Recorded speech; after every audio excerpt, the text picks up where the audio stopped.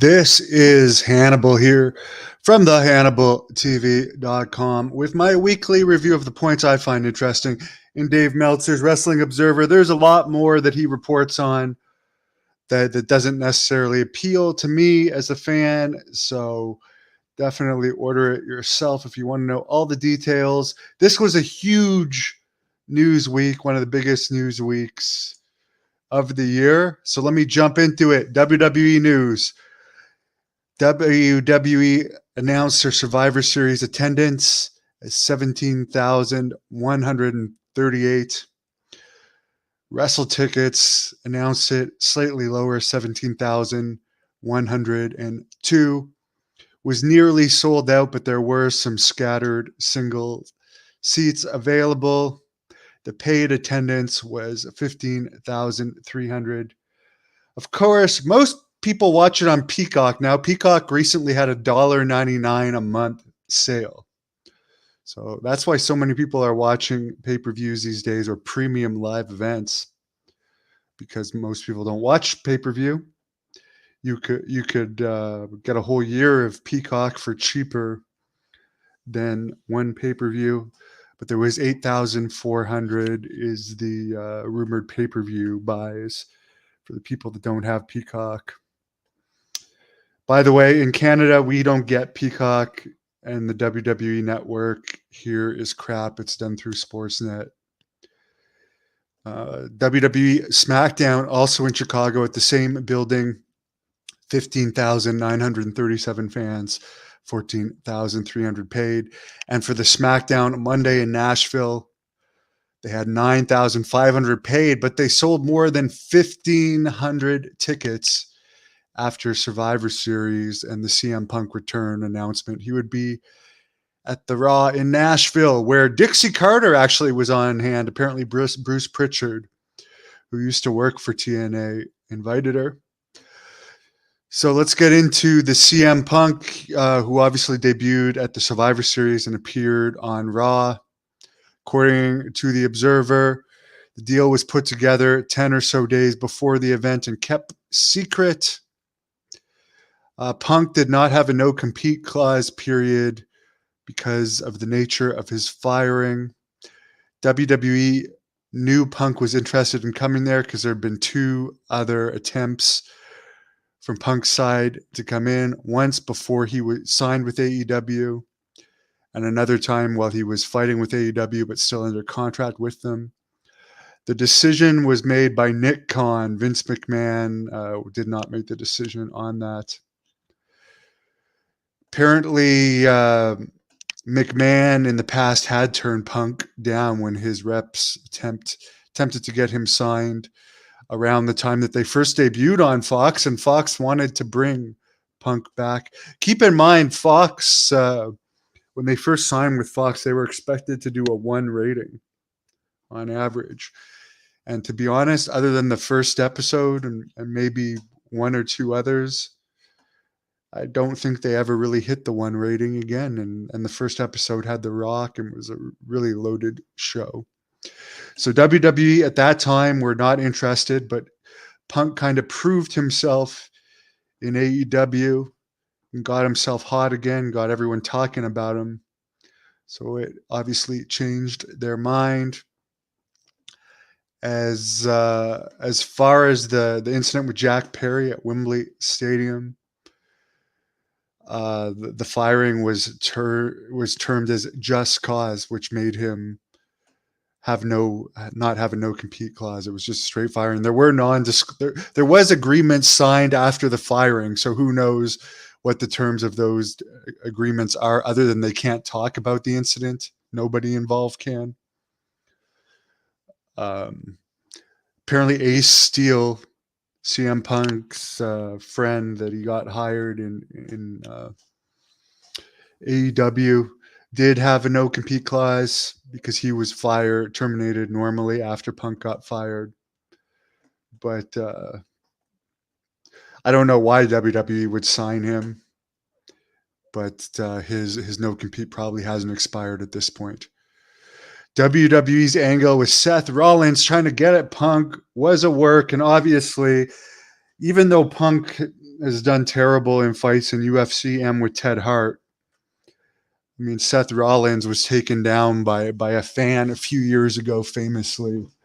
So if this was real life, I don't think Seth Rollins would be trying to fight Punk because, I mean, Punk is somewhat trained. And obviously, if that fan incident terrified Rollins, as he said to the press, he's not going to be trying to fight anybody. Drew McIntyre walked out of the building after the Punk thing, but keep in mind the show was over, so it's not like he's breaking any rules. It may or may not have been a work.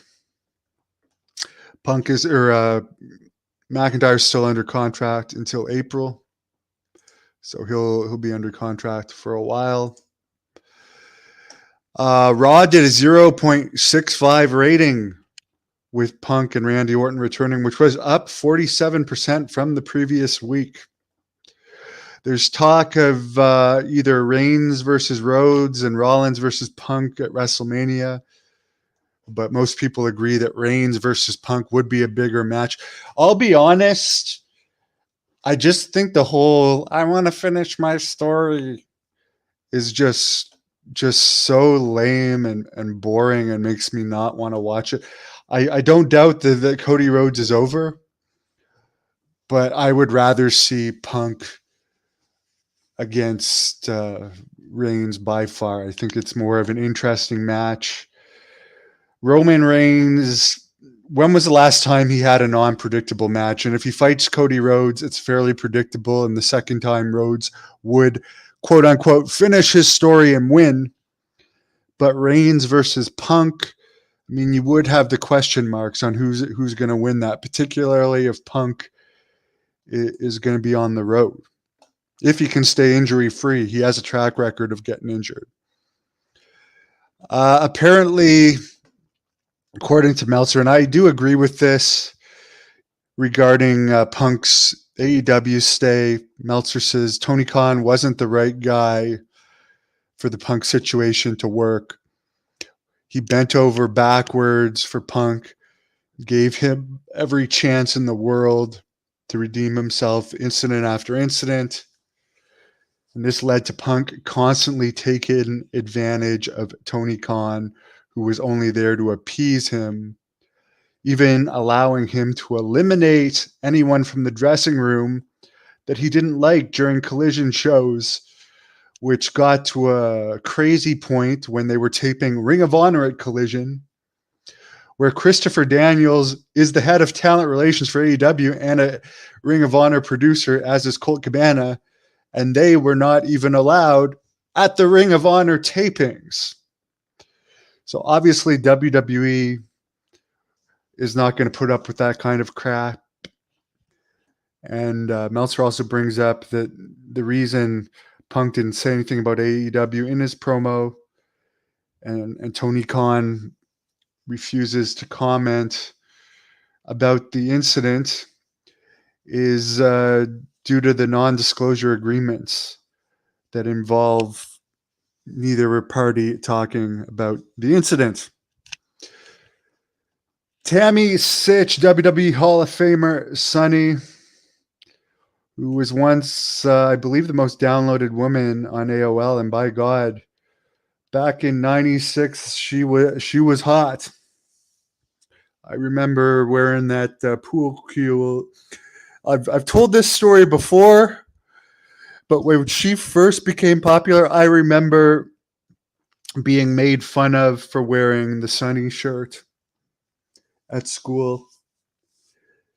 And it was only a few years later that everyone at school, not everyone, but like, let's say 20 to 30% of kids, it wouldn't be uncommon to see wearing Austin 316 or NWO shirts. So, I mean, as a kid who grew up with being made fun of wearing wrestling shirts, because I still remained a fan during that period from like 91 to 97 when wrestling was uncool.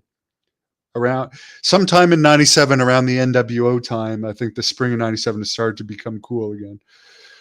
But like, I just remember it, like so clearly how many people made fun of me for wearing the Sunny shirt. Um, and I was just amazed years later when everyone was wearing wrestling shirts again. Good time to be a wrestling fan by the time I made it to high school. And also by that time, I had had my growth spurt and had learned how to amateur wrestle, so no one would make fun of me under any circumstances. And if they did, they would suffer the consequences. But anyways, she was sentenced to 17 years in prison and 8 more years of probation. So she's 50 now. She'll be in prison till at least 67. She does appear to have gained about 80 pounds or so in the 500 and so days she's been in prison. So if she keeps gaining weight at that rate, and she does have internal issues due to her drinking issues, who knows if she will even live to be 67. The person she killed, Julian Lascester, and I'm sorry if I'm mispronouncing that well, from all reports was thought of to be a great guy, served on the board of the Halifax Urban Ministers, worked tirelessly helping the homeless. His kids said he was always there for sports activities, took them to games, concerts, and even wrestling events. His son, daughter, and the prosecution asked for the maximum amount of prison time for Sytch, which obviously she did not get. She had had serious alcohol issues for decades now and continued to drink despite suffering from pancreatitis due to alcohol abuse, being arrested countless times. And all of these arrests were related in one way or another to substance abuse. She had gone through WWE sponsored rehab. I always heard that Sonny and Scott Hall had the record for WWE rehab, but apparently WWE cut her off from rehab due to negative stuff she was saying about the company eventually. Paul Levesque, Triple H was not at Raw this week because him and Nick Khan are trying to finalize the Raw television deal. Of course, we know that SmackDown is going to USA. NXT is going to CW. And Raw is apparently either going to FX, Netflix, USA, or Warner Brothers, or Amazon Prime. So it's interesting that Warner Brothers, the channel that supposedly owns part of AEW, might be in the mix of discussion. So it's a long shot. They're looking to get $387 million a year. Triple H said at the post Survivor Series press conference that Jade Cargill, the reason she was pulled from TV is because she's not ready for the WWE at this point. I believe Jade Cargill is 33 years old, which is already old for a debuting female performer. It's rare that they'll bring a wrestler in, have her do like on-screen stuff with people like Triple H, Shawn Michaels, and Charlotte Flair, and then just take them off TV. So something fishy happened there for sure.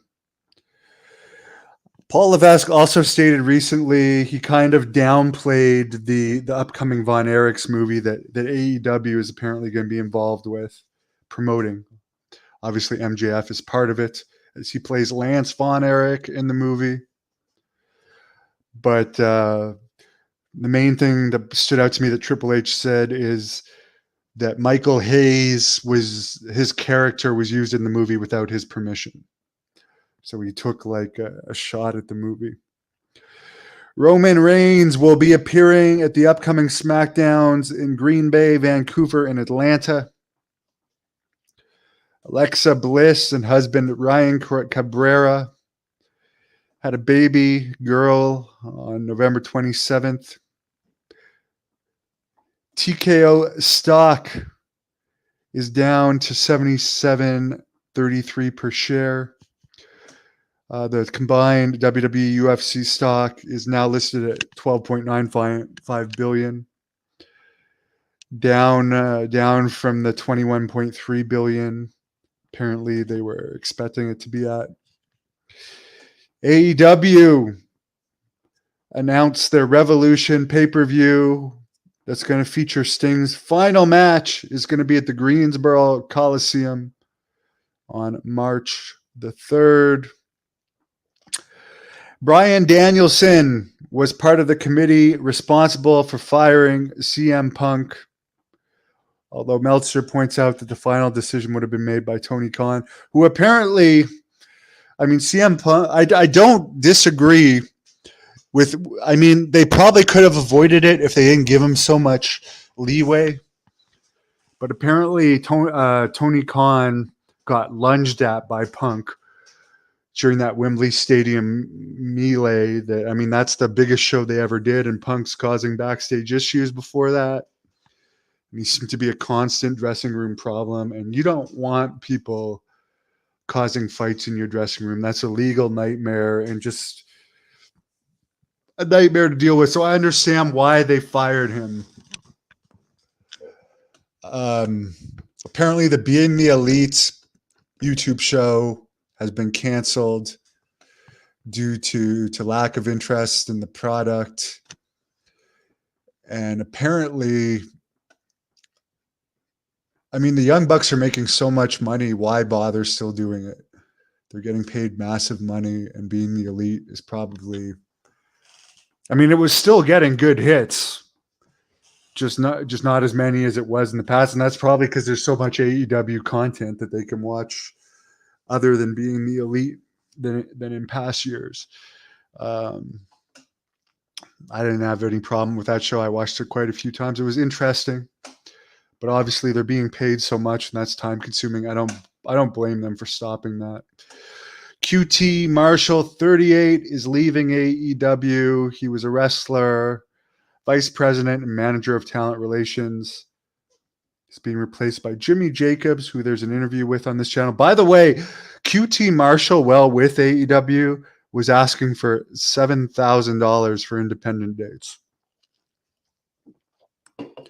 He wouldn't draw a fly on an independent show. That's legit.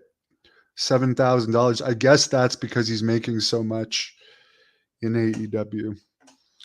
But Jeremy Prophet, who trained at the Nightmare Factory, recently told Jack Kilby that's Marshall's asking price. I mean, I've seen some of his stuff. Relatively boring wrestler. He's good buddies with Cody Rhodes, owns the Nightmare Factory with Cody Rhodes. So, of course, Cody could probably pull some strings to get him in WWE. Sammy Guevara and Tay Mello, who both work for AEW, had a baby on the 28th of November, 24 hours in labor. Baby girl, born at 8.4 pounds. The Rampage and Collision tapings in Pittsburgh last week had a crowd of total of about 3,533, which Meltzer says is bad for the wrestling city of Pittsburgh. And Britt Baker, who's been vocal about her, I mean, she's been complaining a lot about AEW openly, which Tony Khan does allow his wrestlers to bitch about the company. He gives their wrestlers a lot of slack. He's a great guy to work for. You can publicly bitch about the company. You make a fortune, and a lot of the time you hardly work and you get paid a fortune. For instance, Parker Boudreaux making 180 grand a year. When was the last time you've seen him do anything? The Dynamite Rampage tapings in Minneapolis, Minnesota had 4,648 fans, which was down 16%. Their last show there. Mercedes Moné has recovered from her ankle injury. And Meltzer believes she'll end up in AEW or back with WWE, who she walked out on years ago. She's got to be missing that WWE money by now. She lost a lot of momentum with this broken ankle injury. When she first left WWE, there was a lot of buzz about her, but she's been off TV for so long now. I think it's going to hurt her. But on the good side, there is bidding wars for AEW and WWE right now, so I'm sure she's going to get a nice contract wherever she ends up. Apparently, there's going to be a new show called House of Villains featuring Johnny Fairplay, who I've interviewed on this channel. He's worked for TNA and, of course, was a Survivor star. Matt Riddle, who rumor has it is getting into adult content. He's dating a porn star. It's going to appear on an independent Mexican show, January 19th. TNA, aka Impact Wrestling, which, I mean, I tried to watch. I don't know what's. I would say I would put recently, I had some time on my hands and I watched a lot of wrestling on YouTube, including NWA and Impact. And I would say Impact is worse than NWA. And I didn't enjoy either of them, but Impact. I mean, I recently saw an interview with Jim Ross saying wrestlers are not comedians. And if you do comedy wrestling, it should be unintentional. Impact is so full of bad comedy and so goofy. No wonder they're doing a pay-per-view at a wrestling school. Their December 9th Final Resolution pay-per-view is going to be at Santino Marella's Wrestling School in Mississauga, Ontario. So you're doing a big relaunch, and you're doing pay-per-views in wrestling schools, which I know they're I mean, NWA, they're on the CW app, which I don't know if that. I mean, CW is a lot more popular than Access. I don't know if that opens them up to more people than Impact or not. But I guess NWA, I mean, their last pay-per-view where I saw James Mitchell do that stupid cocaine gimmick, there looked to be about 1,000 or more people there. Meanwhile, Impact's running in a wrestling school. Eric Francis, who used to wrestle for Great North Wrestling and who I once beat in a kickboxing match. He is a grappling world champion, though, and an amateur kickboxer. He had his MMA debut November 25th in Montreal. Won in submission in less than a minute. His nickname is the Black Dragon. And I did post that MMA fight on this channel. Congratulations to him. I do think he has potential. He's 6'6", over 300. I know when he fought me, he was like 310 pounds. But he's been training for. He should have gotten into MMA years ago. He's been training for like 15 years. But very impressive MMA debut. Best of luck to the Black Dragon. Some documents in MMA news. Bloody Elbow got some information about the UFC through the Chung Lee lawsuit disclosure. The highest paid fight in 2011. The highest paid fighter in 2011 for a single fight was GSP, 4,314,289. 2012, once again, GSP, 3,597,908. 2013, Anderson Silva, 4,324,326. 2014, John Jones, which is way down, 1,273,880. 2015, it was Conor McGregor, 4,054,000. Ronda Rousey had a 4.48 million payoff in 2015.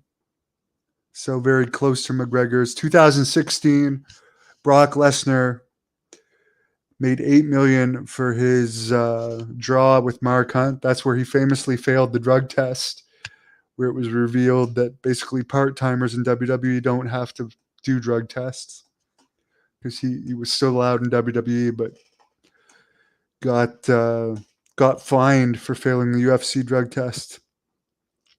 Apparently, from the 2010 to 2017 period, the top 20 percentage of fighters made 383,207 per fight, which is pretty low considering how much the UFC profits. And if you look at those numbers, no wonder so many people are boxing in Saudi Arabia, making millions and millions and millions of dollars instead of fighting in UFC. The PFL signed a new media rights deal with ESPN. No money figures announced. Saudi Arabia owns part of PFL now, their investment fund. And this is ridiculous. PFL head Don Davis claimed that there's a $15 million offer on the table for Nate Diaz to fight Jake Paul in 2024 in MMA. To me, does anyone really want to see that? Maybe they do, maybe they don't. I have no interest in seeing that. And Meltzer brings up they'd have to pay Jake Paul at least that. So not including the undercard. That's $30 million off the top right there. Maybe they don't care about making money. Colton does not like CM Punk. Well, he gets people talking, get news going. I was never a fan, but because I'm in the wrestling news business, I'm glad he's back. And I do think WWE made the right decision bringing him back. Somebody's calling me an AEW mark. Oh my God. I'm truly neutral as far as wrestling. I watch YouTube clips of stuff I like. And the last thing I liked in AEW that I've seen, I don't mind the Edge and Christian stuff, to be honest, in AEW. In WWE, I like the CM Punk stuff. And as I said, from the NWA and Impact stuff I've watched recently, I'm not a fan of those companies. MLW is also not entertaining to me. But I do check out everything, and Women of Wrestling kills it in the TV ratings. They always get higher ratings than Impact, but nobody reports on it. Someone says, "Why are you watching if you don't like wrestling?" Well, some people don't like wrestling, but like the behind-the-scenes information. I'm a wrestling fan. I still like wrestling. I'm just not a fan of the current products, but I do find the news very interesting. Aloha says CM Punk would fit right into Glow. Have a wonderful weekend to you too, Betrayed by Sin. Piper is doing well. Thank you very much.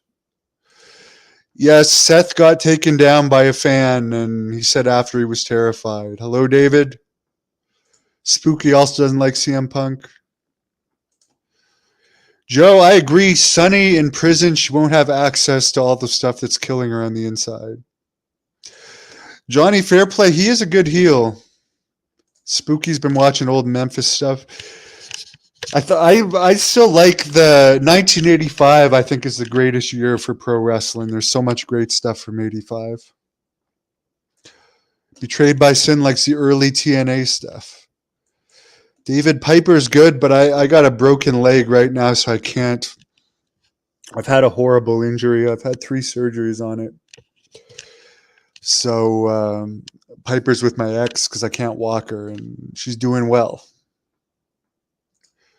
Someone shares a bank account with Colt's mother. That was a joke made about Colt Cabana by somebody, and I forget the details of it. I mean, Colt Cabana, I've met him in person several times. Nice guy. I didn't like the thing that he did with when he kissed Joey Ryan's penis. That to me is just really low. But he seems like a good guy. Good afternoon to you, Humble. WOW, I mean, it's got, I think, 0.06 ratings from time to time, but averages about a 0.04. Impact's ratings aren't even reported most of the time now, and the last rating I saw them get was 0.01, so I can only imagine they're not even hitting that these days. Betrayed by Sin likes WOW. I got to answer this phone call. So I'm going to have to go. I'll answer. Thanks for all your questions and views.